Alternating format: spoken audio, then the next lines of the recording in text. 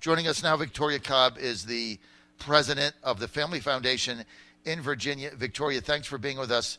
Yesterday, in a shocking move, Jill Vogel, chairman of her committee where the ERA amendment was stay right out of the box, forces it out of committee with 2 Republican votes, 8-6, Vogel's vote, and conservative senator from Virginia Beach, Bill D. Steff, both voting for it. It gets out of committee.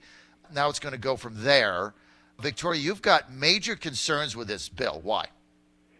Sure. Well, thank you so much for having me. And yes, it is shocking when conservatives do things that are not conservative. And I know that you have spoken on the show a little bit with folks about laying the groundwork for the abortion issue in the U.S. Constitution, because that is what the Equal Rights Amendment does. It's not just symbolic, and I think that's what people don't understand. It sounds good. I think if it were just a nice statement about women's rights, everybody would be on board. It is more than that, and that is why everyone should care. I know it's not your top issue. I heard you say that. I get that. But it should be a matter of everybody's top issue because it actually does a lot. And I think the most important thing that people need to realize is that when people say they're conservative, typically what they mean is that they believe the government is best when it's closest to the people. They believe in federalism. And what the ERA does that is very important and not talked about is that it turns a whole host of issues over to Congress. And I think we all know Congress is not super popular right now, but if you look at the second clause of the ERA, it says Congress will have the power to enforce by appropriate legislation the provisions of this article. That is a host of issues that we are giving up state power. So Senator Vogel, Senator Sturtevant, as the patron of the bill, also Senator D. Steff, as you mentioned, they have just ceded their authority to Congress. Okay, so Victoria, I think there's a political calculation here, right? So De Steff is at no risk, but you look at Sturtevant, he's in a swing district, and Vogel is looking for a way for Republicans to hold the Senate, which is probably about a 25% chance right now before Saslow takes over. They're not going to win. Dick mail it in. They control the Senate. So part of this, I would think, Victoria, is a political calculation. And I think what they're saying is backing this, there's no real threat here because we got to get all these states and it's going to get litigated. It's going to go to the Supreme Court even if it passes. So I think basically what their position is it's a lot of jumping up and down, but at the end of the day, so what? How do you rebut that? I mean, that's kind of what I've heard. So the team that they are on, the fact that they have taken these votes, they have joined with the supporters of the ERA, that team argues that they have a legal pathway. We would certainly all agree that it is dead, it has been invalidated, the deadline has come and gone in 1982, but they have in their mind a legal pathway. So these legislators are voting for something where their team is saying, yes, this is going to go into law. So it is not purely symbolic in the fact that it does real things, right? It's not just a resolution. If this were a resolution, everybody would be on board, but it's not. And they're banking on their electorate never finding out that it does real things, that it actually transfers power. I don't know a Republican, these all are people who are wearing a Republican label, I don't know a Republican that says, yes, let's give more government power at the highest level. It's just not a Republican principle. I don't know a pro-life legislator that would ever, if their constituents understood this is laying the groundwork for abortion in the U.S. Constitution, would support a piece of legislation. They're banking on the symbolism of it being able to be the only thing that their Republican base and their voters understand about this bill. And I think that's a very dangerous wager. You're on the John Frederick Radio Network. We are with Victoria Cobb. She is the president of the Virginia chapter of the Family Foundation. And she is opposed to the Equal Rights Amendment bill, which is making its way now through the General Assembly in Richmond. Got out of committee yesterday by the 8-6 vote. Jill Vogel, conservative senator, ran for lieutenant governor. She'll be with us at 8:35. She got it out of her committee, and on an 8-6 vote with both her vote and also on the committee, Bill Deese, that got it out. So, Victoria, I had Susan Stimson on yesterday, who was very articulate in defining why this would lead to additional taxpayer-funded abortion rights. Can you reiterate exactly how that would work? Absolutely. So the Equal Rights Amendment essentially creates this concept of strict scrutiny when we look at questions of are the sexes treated equally. That raises the bar from what it is now.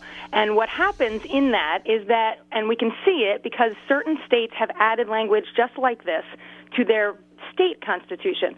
And certain states have added that language, and what we've seen in the courts is that that language has paved the way for basically the court to say we can't differentiate between certain medical procedures for men and abortion for women.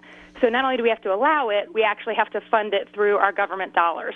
So it is literally the comparison between men and women that this creates, highest level that then creates this quote-unquote right to abortion, which for pro-life folks, we view America as that we have abortion legal because of court decisions that are not squared away clearly from the U.S. Constitution, and so they can be reversed or at least scaled down in terms of what the wide open access and some of those things by the court, particularly now that we have a new U.S. Supreme Court. So for the left and the pro-choice folks, this is really important, this Equal Rights Amendment, because this is their pathway around a new Supreme Court. We're with Victoria Cobb, president of the Virginia chapter of the Family Foundation. That's Ralph Reed's organization. Victoria, your organization released polling results last night. Can you? I got about 2 minutes. Can you speak to those?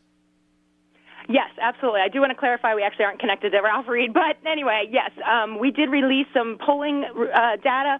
We took a poll, and the moment that Virginians find out that this is more than symbolism, the support drops actually to a greater number who oppose it. We literally asked them, if you understood this does lay a legal groundwork for abortion, would you support it? You know what they said? 47% said no. We would not support it. 42% supported it, and some folks still trying to figure out what's going on with this. That is absolutely the opposite of the narrative that is being written, and these senators are banking on the Virginians in the course of, as this unfolds nationally, that people aren't going to find out this does real things and transfers real power away from our state on questions of not just abortion, but on questions of how all the places where our state tries to make distinctions between men and women. And when we make those distinctions, we're not talking about equality. We're talking not being identical. So there are times where we say we think it's okay for women to have their own sports team. We think it's okay to have some privacy rights in showers or locker rooms or whatever it might be. That should be the domain of the state and the community, not Congress. And this polling was done by Mason-Dixon, right? Yes, Mason-Dixon did the poll, and you know what? For Republicans, it should be very alarming. That number for Republicans, opposition to the ERA, if they understand what it does, goes to 79%.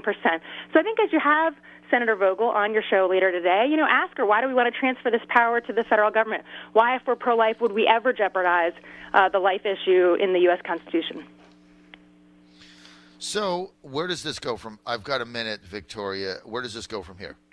I mean, well, if it'll you go want to to stop the Senate floor. We certainly are concerned that it will pass the Senate, given that we typically have seen strong Democrat support, and then we know we have some Republicans who have already voted for it. Now, in the House, I don't think it's a done deal at all. It goes to a Senate Privileges and Elections Committee.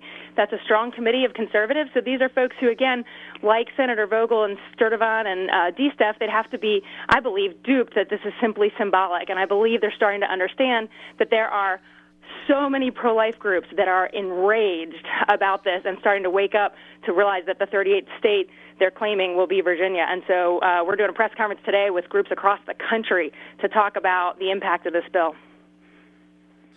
Victoria, have any House Republicans come out for this that you're aware of? The only one I know Davis. was Delegate Roxanne Robinson last year signed on, but I don't know that she's still on board. We are working on that. Okay, so basically you've got a one-seat majority and two defections, it's over, right? If it gets to the floor. Remember, the committee process screens the bill first, and so if they don't get focuses on amendments, they can't get to the floor. So, Victoria, here's the real challenge here. So, a thread in the House of Delegates, they're in the majority only because they won a coin toss. I doubt very much vulnerable Republicans are going to want to raise women's issue in a backlash. So if I was gambling on this, I think you're a huge underdog to get this stopped. I hear what you're saying, but unfortunately you're fighting political winds here that are very, very strong. So we'll see how it plays out. But I want to thank you for your time, and I want to thank you for helping us understand your opposition to this. We'll certainly ask that question to Jill Vogel when she comes on.